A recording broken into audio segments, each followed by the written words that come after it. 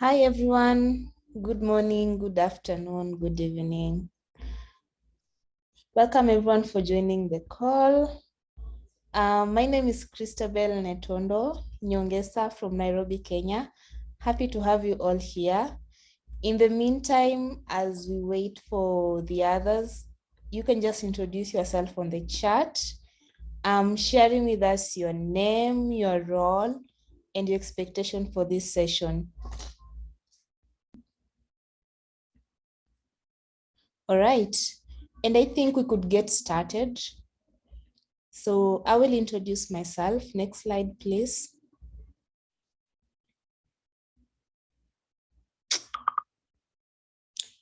Yeah, welcome to the Youth Engagement Community of Practice. I am your co-champion on the right. I'm Christabel Netondo. I am a youth advisor for the Youth Power to Learning Youth Engagement Community of Practice. I'm based in Nairobi, Kenya, and happy to see you all here. With me, I have my co-champion Farida, who will give her an opportunity to also introduce herself. Hi everyone, so I'm Farida Makame, I'm based in Tanzania. I work with Christabel for this youth engagement community of practice. And I have technical expertise around youth engagement and youth network development. So hoping to hear from you today and learn a lot from our speakers as well as participants. Thanks, Farida. So you're wondering about the Youth Engagement Community of Practice. So the Youth Engagement Community of Practice is under the Youth Power to Learning and Evaluation Network. We promote positive youth development approach to advance outcomes in youth programming. And as a community of practice, we endeavor to do this in our 2022 strategy by creating a member-led collaborative space where you can share ideas about resources and knowledge on youth engagement. It could be on the trends, the new learnings. This is a space where we can all share as members what is new on the youth engagement programming. And then we also do this by promoting peer-to-peer experience sharing of best practices and existing resources, understanding that our community of practice brings on board program designers, implementers, evaluators, funders, and young people themselves. So this is a space where we can promote peer-to-peer experience sharing, and then also nurturing a member-led technical network within the community, offering practical tips to challenges faced by members. So this is one case in which we're going to also share our own practical tips from our speakers and from all the members who have joined. So welcome once more. Next slide, please. So you might be asking why we are here today. So in our banner, it was more of building sustainable youth networks, but what you're going to look at more is to deep dive on that topic. So we're hoping to understand through the lived experiences of the speakers, why young people join group or networks and how these needs can be incorporated so as to encourage member commitments in either groups or networks.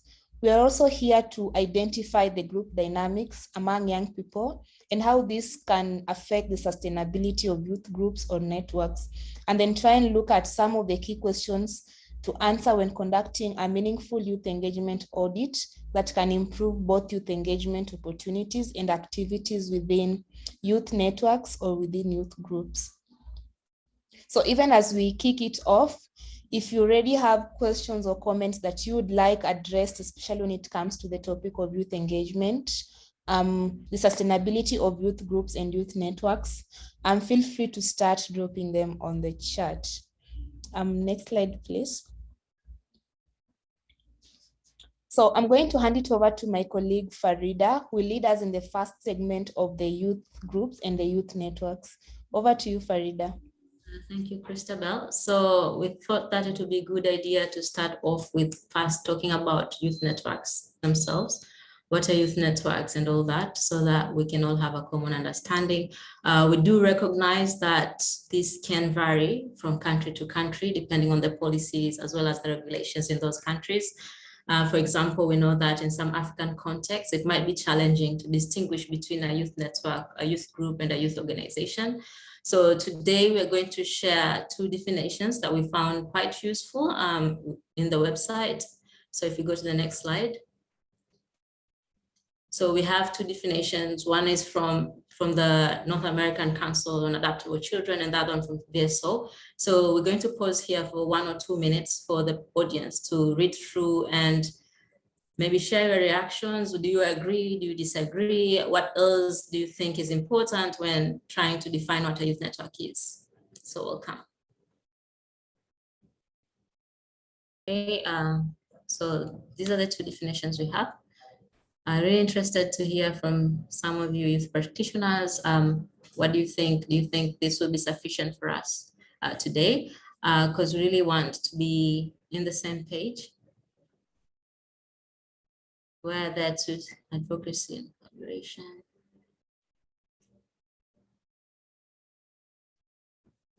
Nick, would you mind to I think you have an interesting point. Maybe you can just share it if you're happy.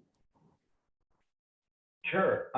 So basically, as I see here in Uganda, there's umbrella organizations for youth that encompass many youth serving organizations and can even engage with the ministry and all other stakeholders on behalf of members or on behalf of youth in general. And then there's the specific subsector used for education or agriculture, whatever. And those groups get funding to do activities from different sources. If there's a third type, general type, it might be multilateral, in which case it's, again, most likely advocacy and collaboration based. That's just my thought. Okay, thank you. So yeah, that's what we know. We realize that it might change depending where you are. So maybe for today's conversation, we want to be in the same ground that we'll be talking about any platform that brings young people to do some common action, a collective action. We'll define that as youth network, and hopefully through the discussion, whatever that we discuss and hear from the speakers might be applicable to other forms of youth organizing, but we can still share what we think and our experience. And it will be really important to get those feedback and views coming in. Thank you, everybody. So if we go to the next slide. So today we have with us 4 speakers, 4 youth leaders, either they are members of youth networks or they've founded their youth networks. We start with Salma. She's an award-winning civic leader and a published writer. She has founded the organization called Mentor Transform Yield in Mombasa. And then we go on to the next speaker, who is Kevine. So Kevine is a young change maker, and he's very, his expertise is around advocacy, and he's worked with a number of organizations to do advocacy for youth around sexual reproductive health and SDGs. Also joining us today is Jennifer. So Jennifer is a climate activist and sustainability analyst from Nigeria. She's founded Susti Vibes, and they're really into seeing how they can make climate change actionable for young people using pop culture. And then we have Kashindi, who's from the Congo, and he works with young people in the LGBTI community to make sure that they enjoy the benefits in being within the environment, and they also experience a positive youth development. So that is a little bit brief of our speakers. We'd be happy to share more if anybody is interested to connect. Moving on to our today's agenda, we're going to explore the issue of sustainability first by looking at the intentionality of young people. Why do young people join youth networks or groups? And we're going to start with a video from Kashindi. So we had, because of connectivity, we had a pre-recording of Kashindi's response to this question. And then we'll hear from Salma and Jennifer, and Kevine will be joining us through the chat box.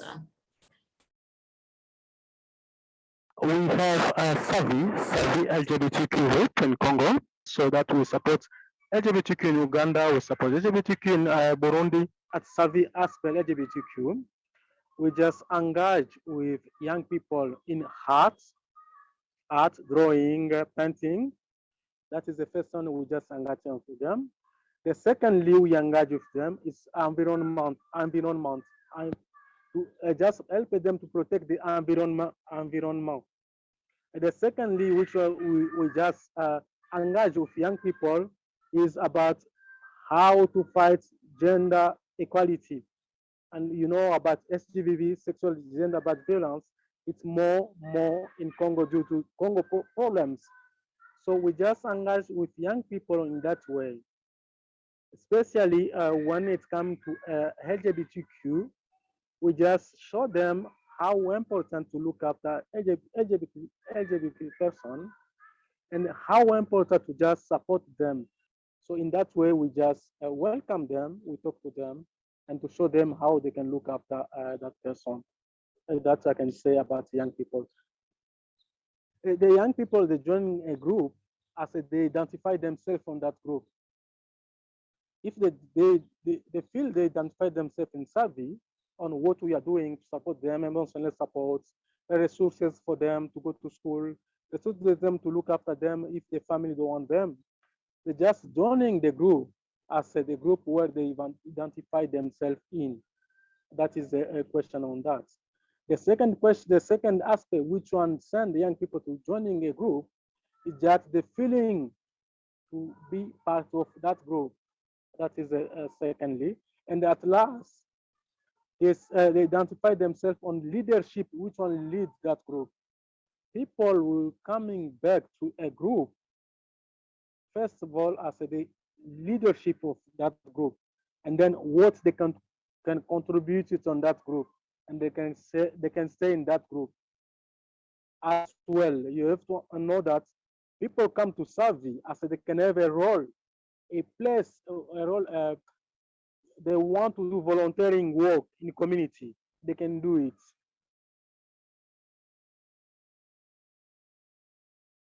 Thank you. That was from Kashindi. Feel free to type in any questions or reactions in the chat box. Then we will have Jennifer Uchendu, who is a founder of Susti Vibes, to talk a little bit about, Jennifer, if you can share your experience. Why do you think young people join groups? Thank you so much, Farida, and thanks again for this platform to talk about our youth network at Susti Vibes. First of all, I'd like to say what Susti Vibes is. It's a youth-led organization where young people are passionate about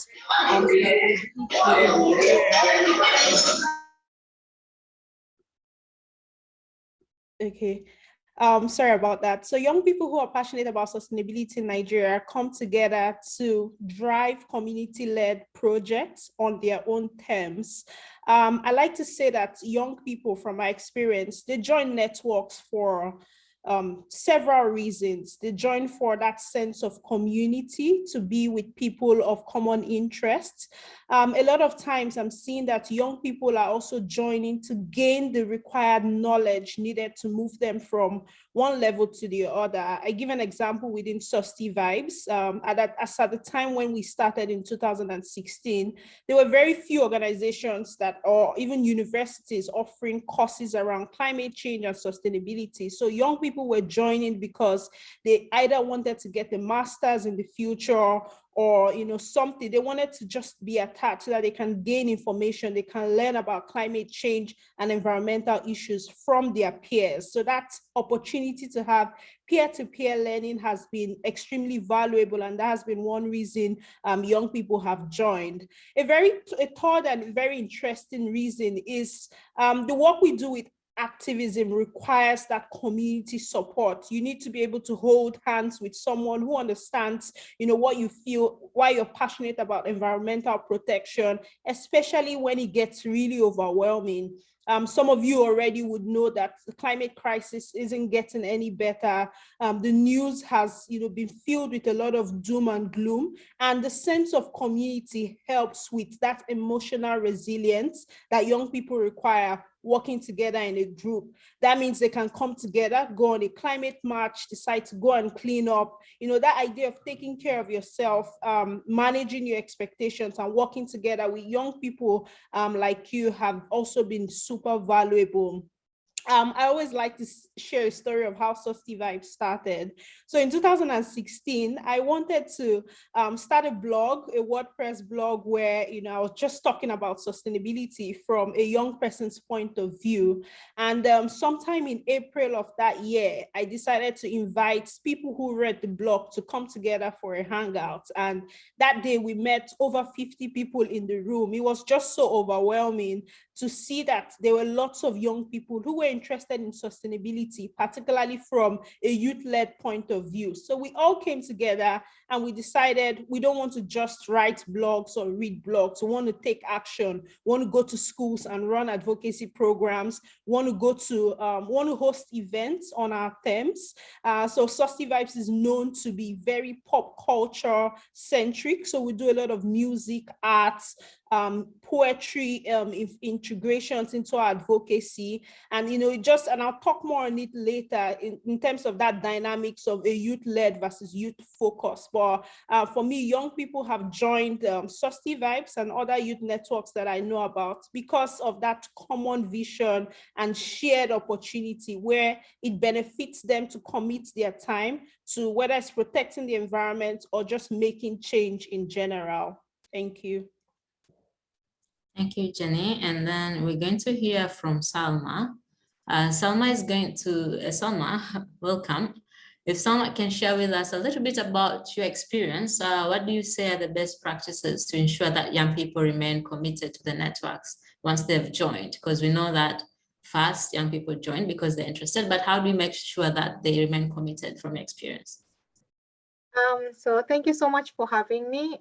I think for MTY organization, MTY is a community organization that is based in Mombasa, and we focus majorly on youth empowerment programs. So our programs focus on leadership, focus on innovation, entrepreneurship, and our trainings majorly focus on how we can proactively engage young people, how we can build their capacities as young people.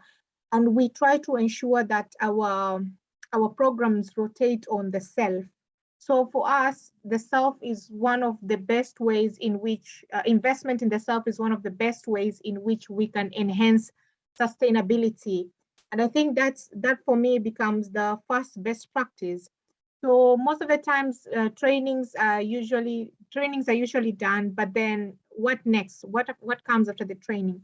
So we ensure that our programs focus on investment of the self. So one of the first things that we do with our volunteers or the young people that collaborate or work with us is to train them on a self-leadership course. So we use the 7 Habits of Highly Effective People by Stephen Covey as a way of, as a reference point for them to actually understand how they can build themselves, how they can build their character, how they can become more proactive.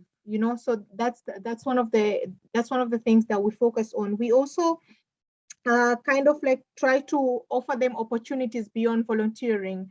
So you don't just want to work with volunteers who are just coming, but they feel that yes, they're acquiring the skills, they're acquiring the knowledge, but then they're not growing past that. So we also ensure that we offer them opportunities, maybe job opportunities, references, internship opportunities that can really like take their careers to the next level.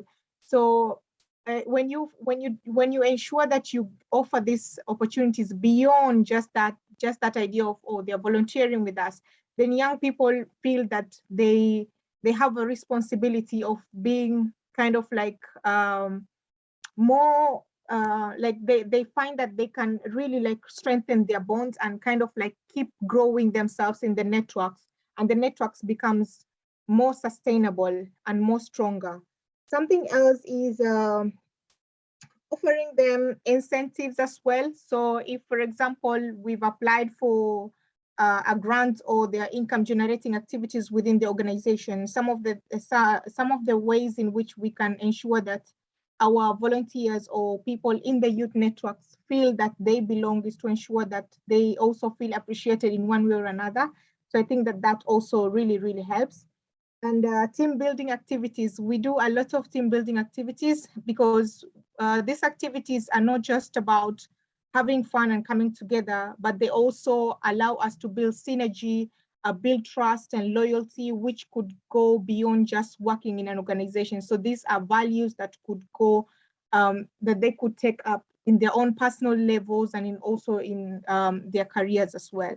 So I think these are some of the ways that have really, really worked with MTY organization. And I think that is what makes the organization kind of like really stand out and become more sustainable, because young people feel that they are benefiting beyond just having that safe space or beyond just having a place that they can really be of value to the community, but a place that also allows them to be of value to themselves as well. So yes, thank you so much.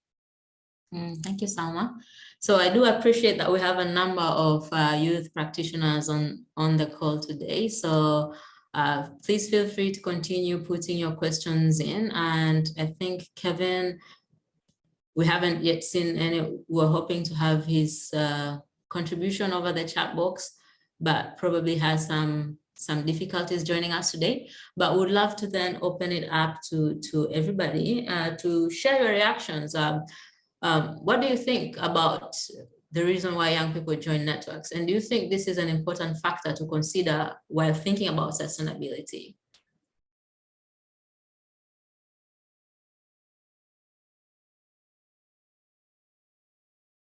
Farida, I'd just like to point out one question that Trishna had mentioned to Jennifer. Okay. Perhaps if Jennifer, you can just voice it out for the benefit of the audience as well. Sure, Christabel. Trishna had asked about working with businesses, and again, because Susty Vibes is youth-led, it has to be a decision that is taken with the young people, saying, okay, who is this organization?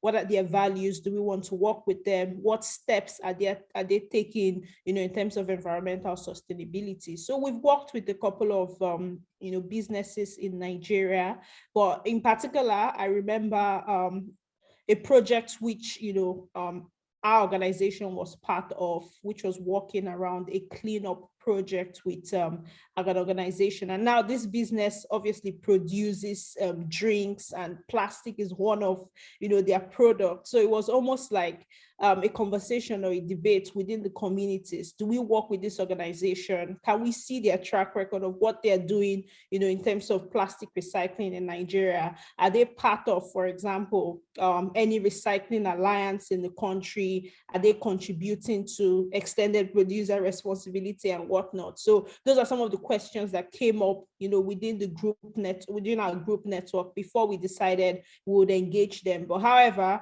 we always like to engage on our terms, to say, if you want to work with us as young people, we would take away that idea of adultism, which always comes where people say, oh, we're really about young people. We want to have young people in our projects. But at the end of the day, they actually just want to direct what the young people do.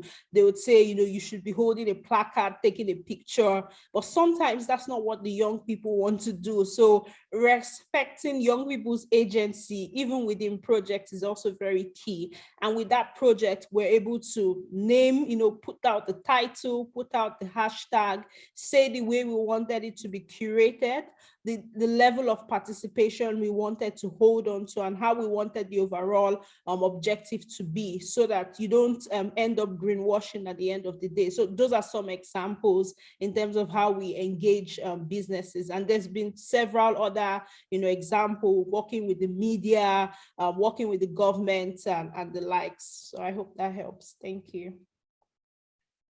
Thank you, Jennifer. I see there's also a contribution from Kevin, who was one of our speakers today. Yeah, Kevin, if you're online and you feel comfortable, you want to share what you've just put on the chat box, feel free before we move on to the next segment.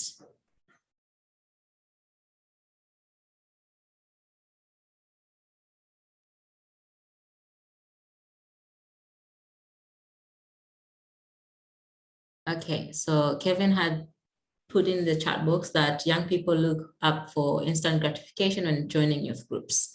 So later on, when he has accessibility, maybe he will explore more on what he means.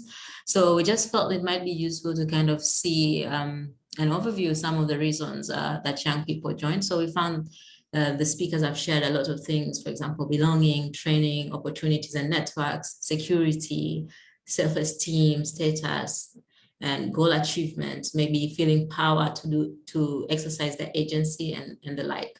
So we do appreciate there's so many other reasons, but we feel like it is a good starting point when you're thinking about sustainability, first to think about the individuals within those networks and the incentives and why they join. Another area that we feel that is an essential bit in thinking of sustainability is the concept of group dynamics, which I'm going to hand over to Christabel to lead us through. Please continue sharing your inputs and comments in the chat box, and we'll be happy to learn from you. Thanks, Farida. So part 2 is going to be more of a follow-up of what we've done in the first part.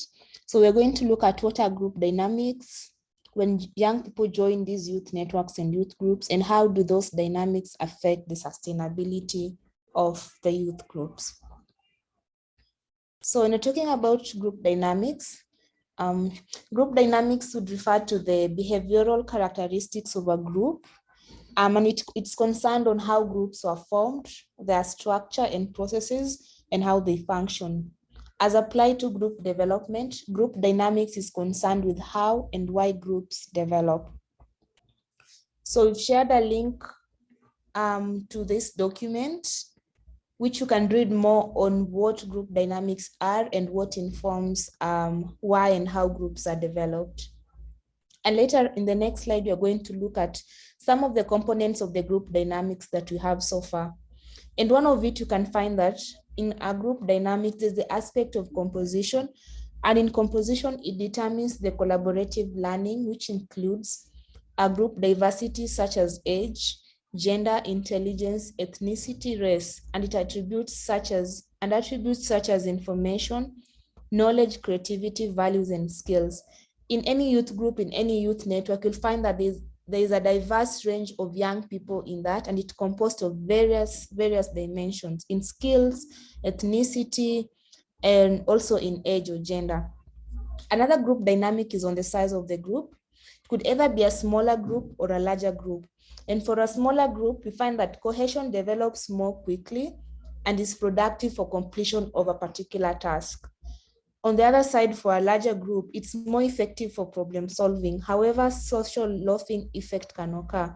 For example, more numbers can lead to less individual effort, and individual becomes a free rider.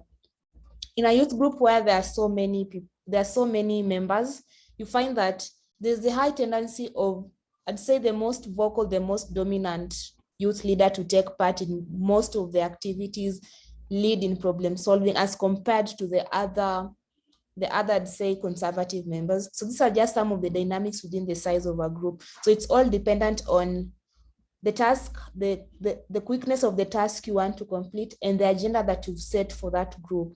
And then when you look at the group roles as a group dynamic, the roles are largely determined by a combination of a person's personality and his or her experience with group settings.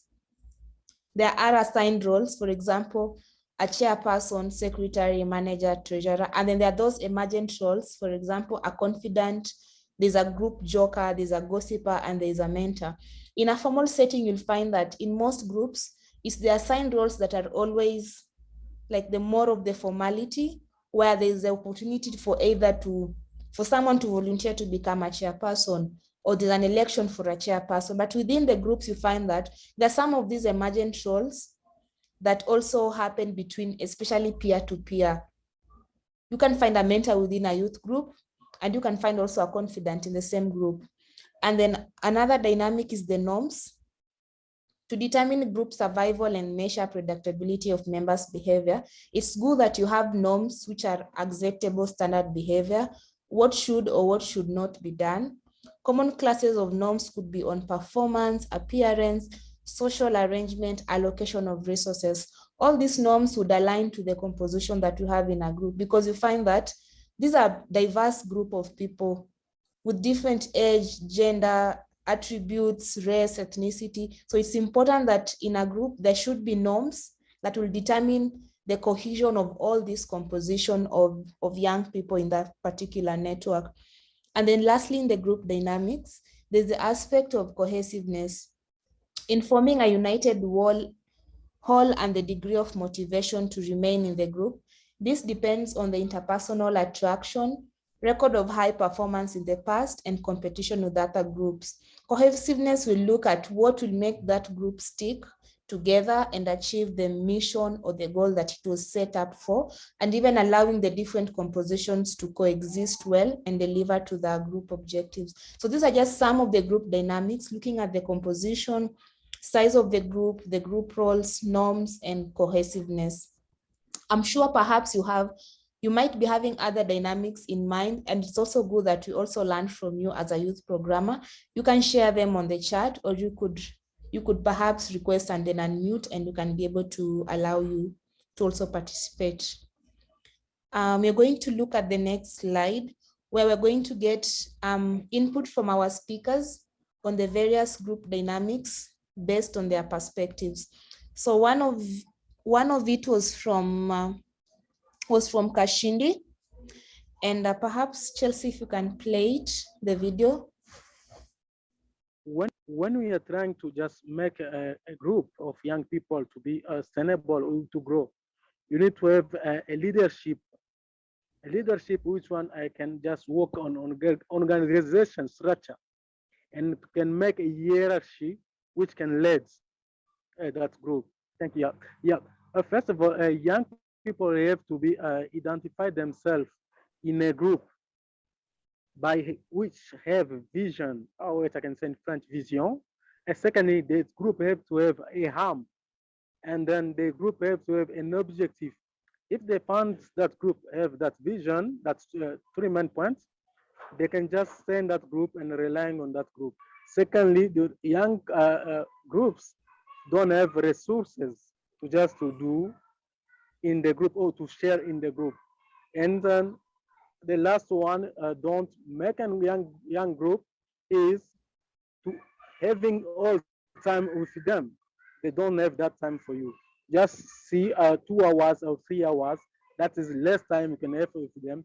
They can be very good. That is I can recommend on that. Thanks for that. So I'll just mention the key pointers that Kashindi was able to mention when it comes to his reaction to the various group dynamics. And one of them was that youth need to identify with the group, and then group needs a vision and an objective. And essentially, this is what will form the cohesiveness, what is going to keep these group members stick together to achieve their goals. And then don't require too much time or resources from the youth. Speaking to this, not requiring too much time or resources from the youth. It's more of, it has to be two-sided, whereby if much is given, of course, much is expected. So how are you utilizing the young people in those groups? How are you trying to build their capabilities so that they can also deliver to your group objectives? And also looking at young people, sometimes they get bored with a longer group that does not really engage them consistently. So also try to consider that it doesn't require too much time or resources from the youth, which they cannot really deliver.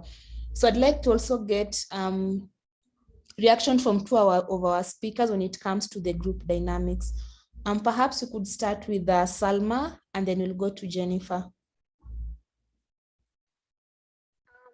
So when it comes to group dynamics, I always look at like some key principles that I think can really act as kind of like a guide towards understanding if this group will be cohesive or not, because that is so important.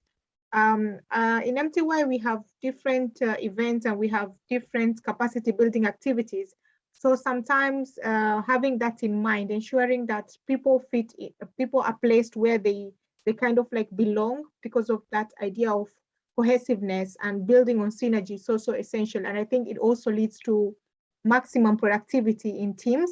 So some of the principles that we are there are, one, having a common motive. So every group or every segment has to kind of like have a common motives. They also have to feel that they belong, because it's so important to also think about everybody in the group, especially when the groups are divided into like smaller groups. So you have this major group, and then you've divided people into different groups. So it's so important for everybody to feel that they belong. You don't want somebody to be there and they just don't feel that this place is a safe space for them, because that is so important for people to feel that they belong, they have a say, they can voice their opinions and views and feel that their views and opinions would actually be respected.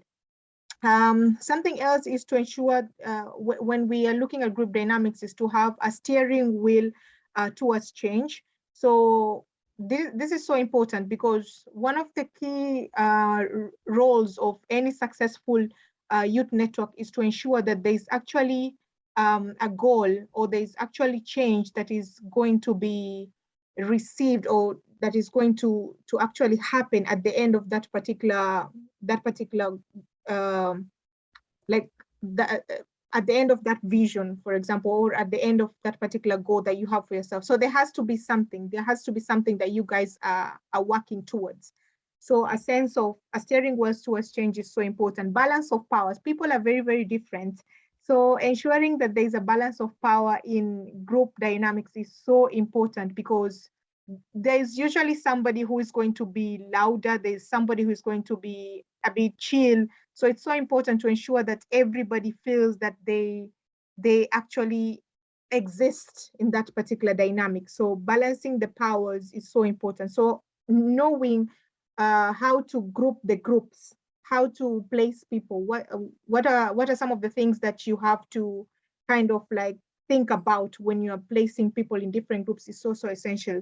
And then the last thing for us, which I think is very important, is the perception and the values. So having values have to be integral in any organization. You have to have your own set of principles and values that govern your growth, the growth of your organization. Even when you're placing people in different segments and people are very different and very diverse, there has to be like common values that really put people together. And this is what your organization will be standing up for. So I think for us, these are some of the things that have worked in terms of the idea of group dynamics, and maybe might also help other organizations as well. Yeah, thank you. Thanks, Salma. That was so profound. We can hear as well from Jennifer on her perspectives on group dynamics.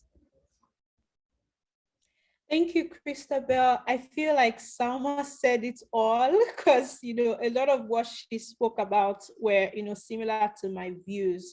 In terms of group dynamics, I think it's always very important to go back to the why of, why did these young people join the network? Because you have to keep it consistent.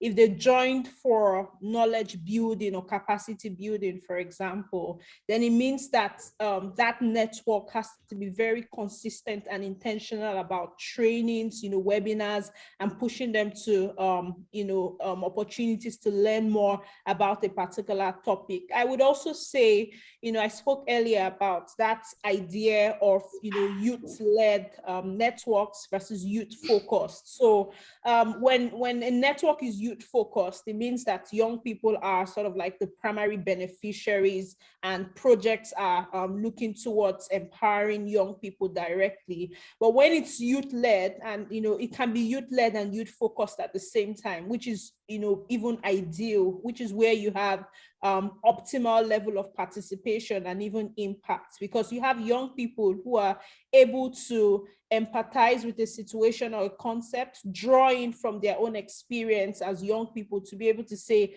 these are some of the solutions that are, local, and we can, other young people in my shoes would be able to appreciate and benefit from. So I always like to point out that, difference, because at Susty Vibes, even though we're focused to making sustainability actionable for young people, but we're also youth-led in the sense that all of our programming, all of our projects and ideas are also coming from young people thinking through how can this project run, and how can young people, putting ourselves in their shoes, basically.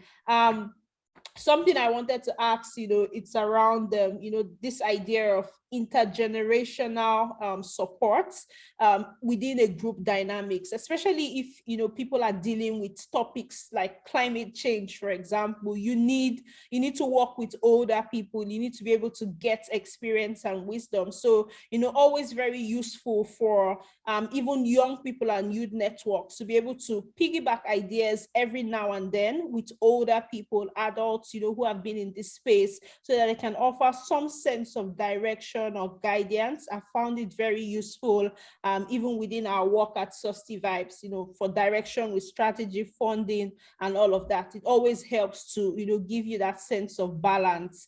And then finally, in terms of group dynamics, one thing you have to know is that you have to, I've spoken about that consistency and the young people. You have to also know what youth population or what kind of young people are you working with. So for us at Susty Vibes, we recognize that the people who join our networks are mostly people who live in urban parts, who have internet, have phones. So social media, for example, has been a massive advocacy tool for us. We're able to reach thousands of people through, for example, a media kit, because you have within our network young people who want to post out, share their opinion, and do work through virtually or through their phone. So in terms of understanding your group dynamic, you need to find out what kind of young people do I have, what works for them. Do they like, for example, at Susty Vibes, we love to hang out, we love to come together to meet up, break bread, share food, talk about our experiences. And what we're learning is that even though they joined because of sustainability or environmental protection, friendships are being bettered, strong bonds are coming, and they're able to work together with people hand by hand and literally doing life together just because they've come, within that community, and they're all passionate about the same thing, which is environmental protection. So those are some of my thoughts and everything Salma said as well. Thank you. Thanks, Jennifer. And I'd like to also open it up for the audience in terms of any comments that you'd like to voice out or any question with regards to the group dynamics. I'd really love to hear. Also, we have Kashindi who might have like a contribution. So while we wait for the audience to share, maybe if Kashindi wants to add something that he feels needs to come through that hasn't been spoken about in his videos. So Kashindi, you're also welcome to share any points that you have around this subject area while we wait for contribution, and then we'll read out some contributions that have come through the chat box. Please feel free to continue sharing, but also taking the mic. Welcome, Kashindi, if you have any more additional things to say. Yeah, thank you very much for the floor. When we are just in audience like this one, so we're missing words, we don't have lovely words to share it together. Yeah.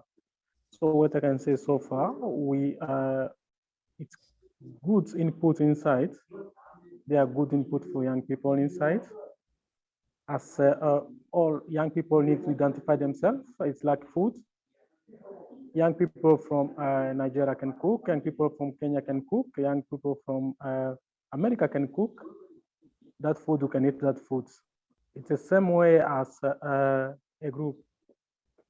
It identify them, the people identify themselves in group by sharing, first of all, culture, and then idea, and then mean of to do that group to be sustainable.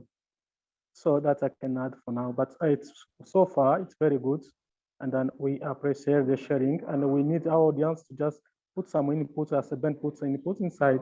That will be very good. Thank you very much. Thanks, Kashindi, for that. I'd open it up to the audience. We did have a contribution from Teresa, and she felt that another reason for young people to join networks or groups is when they see the peers being involved and motivated in school and help with school materials and projects that network is advocating for. If there's awareness of ending child marriages and engaging the local leaders and parents, as well as having innovative programs. And then we had a contribution from Ben. He wanted to know if there's any spaces for sharing poems online. So I think they had like some contributions from Jennifer, but Salma, poetry is also one of your areas. Would you happen to know that? Any poem online platforms for sharing poems? Yes, I definitely know a couple, which I can just write them down on the chat box. Thank you, Salma. So now we have a contribution from Imelda, who agrees also with Jennifer that the intergenerational collaboration is important, saying that getting advice from the older generation, which includes learning from the experience to improve how, as youth, we can do things differently, is very insightful. Please, we have a few more minutes before we move on to wrapping up. If there's anyone that would like to share or reflect what you think about this whole subject, is there something more that you'd like to explore around sustainability, making sustainable youth networks that hasn't been covered, and you'll be happy to share from experience? Please feel welcomed.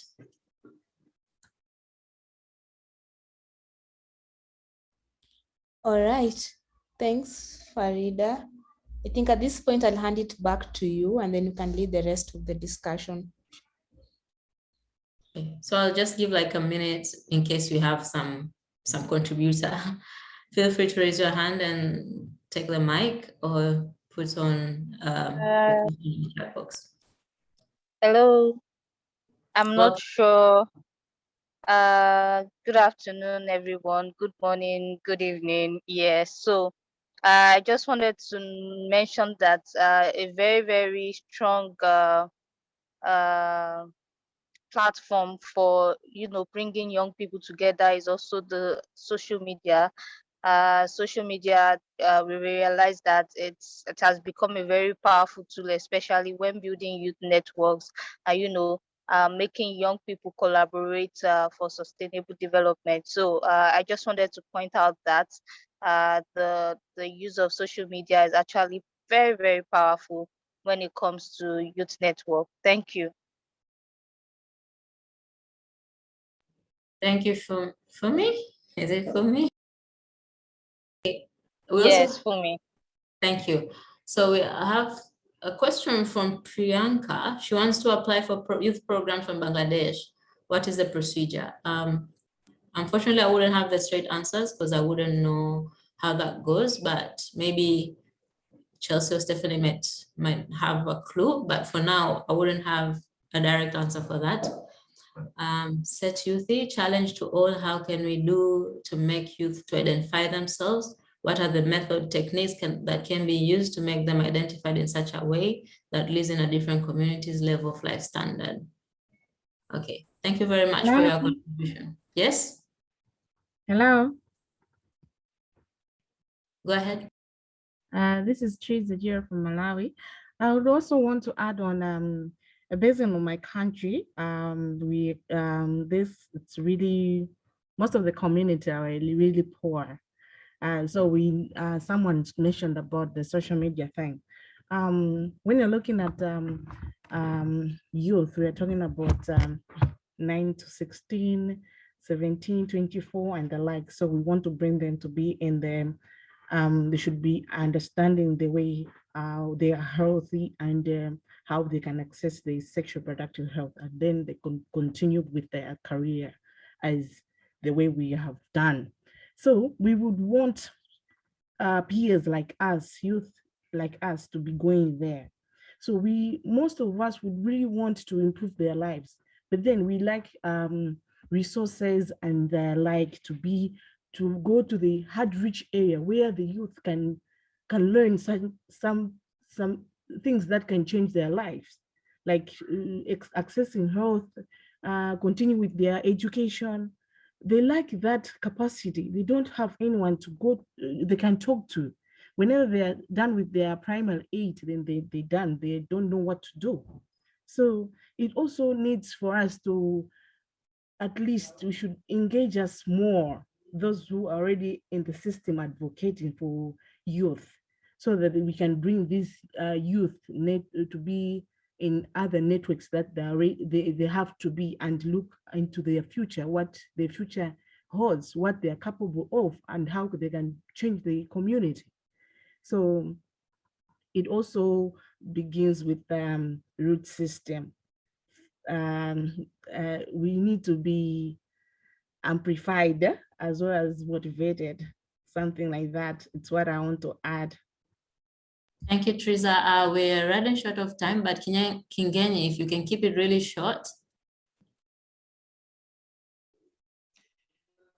Okay, thank you so much for this opportunity. Good morning, good evening, good afternoon. From where you're coming, my name is Kevine Rashid. I'm from Uganda. Physically disabled. I'm from Bustamo University. I'm pursuing my bachelor's degree in business administration, and probably my final year. Thanks for this event or this session. And this topic really has, made me so glad. I'm going straight to the importance of the youth network. The main sole purpose of the youth network is sharing resources and life skills training with closed cohort of youth served by a specific program. I come from Uganda, and such events or sessions, I've learned a lot from such things. There's a certain organization called their World Organization. One of their global ambassadors, youth ambassador. But I want to tell you that the day I joined that organization, I've got a lot of things, and I've got a lot of skills which have impacted my life, and I've ended up forming an initiative in Uganda. I'm working with an organization called Esperanza Initiative on Disability in Uganda, and we are making reusable pads in Uganda. These reusable pads are basically supporting ladies or women with disabilities, and we give them for free. But where did I get this knowledge? Through such networks.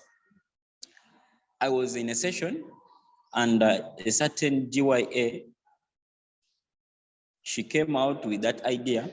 So I went and I interacted with her. She gave me the skills, how she was making these things in Kenya. And I also started making them here or implementing those ideas in Uganda. And we have really gone very far. So far, we have spent like 2 months in this activity, but we have supported more than 100 girls with disabilities in Uganda by providing them with these reusable pads. So such sessions are so important to the youth. But the question is, how are you organized? How is the team organized? Yes, these opportunities come in our lives, but are you ready to grab these opportunities? For example, everyone here on this call has a different skill or any opportunity or any talent you have. But I want to ask you, if you want to approach any person here, are you well set to grab that opportunity from that person? So the most challenging thing we are facing as youth, that we are disorganized these days. Let me take it to a larger extent, because I've seen a lot of youth, they are trying their best to create initiatives, but they are not ready. So please, the youth, this is an advice to you. These sessions are so important in our lives, but let us be strategic. Let us be prepared. If you're prepared, you're going to earn a lot of benefits from these sessions. For example, when you have an initiative there, whether you're from Kenya, Nigeria, South Africa, if someone wants to support you, how can that person find you? Are you having a Facebook page? Are you having a Twitter account? Are you having a website? You know, how is your leadership? So it becomes easy for this person to come and access your initiative and even support you financially or by providing the necessary skills this person is having, you know. So the youth, let us be organized so that we can grab these opportunities. I had a lot to say about group dynamics and the corporate governance, but due to the interest of time is not our best ally. I'll stop here because I came in late. But thanks for giving me this opportunity, and I share a little things with you. Those who want to know about me, you can come in I'm going to share my WhatsApp number in the chat box so that we can keep on sharing more.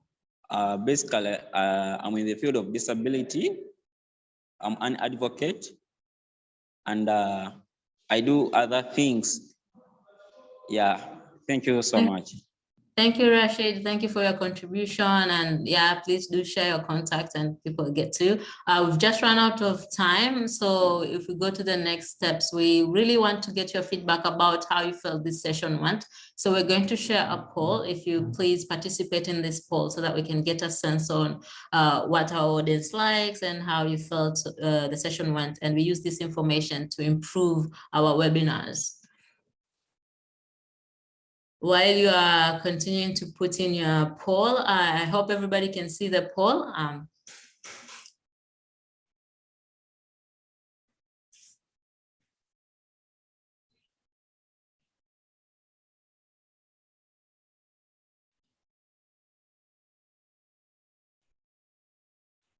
While you're continuing to put your feedback in the poll, there was also a contribution that youth networks, political pressure can also be a factor that needs to be considered when we are talking about sustainability. So please share your views in the poll. Chelsea, are we getting any feedback or? Yes, we are. You can stop it in 30 seconds.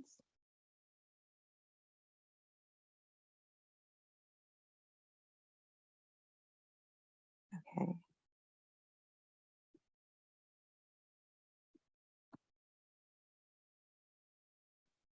Thank you very much. We can see that many people are attracted to the speaker's experience, the learning from the community, and the learning from the community members in the discussion. Thank you for your feedback. And now we're going to just wrap up this session.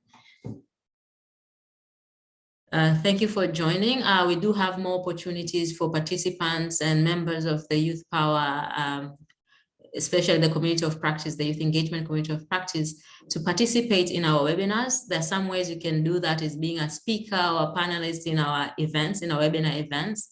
You can share your experience from your program in small working groups. So we also have opportunities to arrange smaller working groups with people interested in a specific topic around positive youth development. We can also use join the discussion groups within the Youth Power website and our CoP community of practice, the youth engagement community of practice. And you can also participate, of course, attending these quarterly webinars. That's my email address and Christabel's email address if you want to email us, whether if you feel like you want to contribute or be part of our community of practice, either as a speaker or panelist, or just want to share something that want us to share with the broader group, just feel free to email us. Next slide, thank you. So you can join our community of practice online, going to the Youth Power website, then going to the Connect tab, then scroll down and find the youth engagement link to go to the youth engagement community of practice. We also have other upcoming events within the YP2ELE team, and that the next event is on June 30, and that will be with the HEAT and BEPC community of practice. So like I've said, how you can join the youth engagement community of practice, you'll see a lot of different community of practice. Based on your interest, please join any other of the other interesting areas, and do go to the June 30 webinar. We also have another webinar on the 14th under this same community of practice, the youth engagement, and we'll be talking about implementation research. So research has been a hot topic. Everybody wants to know how to use evidence-based learning and programming. And then in August, we'll be using lessons from Youth Power, Jordan's nationally scalable strategies in your work. So these are the upcoming things. And then finally, we will be sending out emails to vote for the topic that you want us to cover in the upcoming webinar or in any other breakaway groups. So expect an email from us. If you want to get an email from us, do share your email on the chat box. And once we get that, or if you're also giving us permission to use your registration to share out, we'll be really happy to share out those emails and get your feedback about what you want to be covered in this space. Thank you very much for joining us today and for spending this little bit more time beyond our schedule. And we hope to see you in our next webinar.